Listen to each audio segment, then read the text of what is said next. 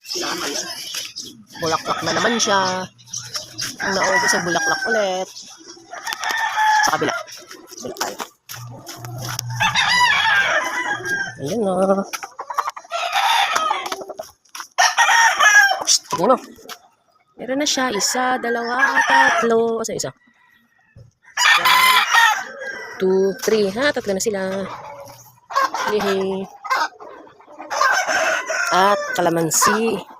Harangan natin guys kasi daming daga. Nahalukay. Ayun o, nahalukay na naman siya o. Tatlong kalamansi. Naging isa na lang. At sana hindi na mapansin nila ito.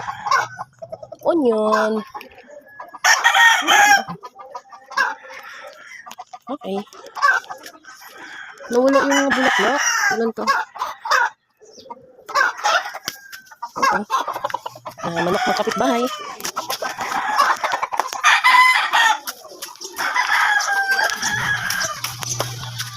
Maraming bagong tubo.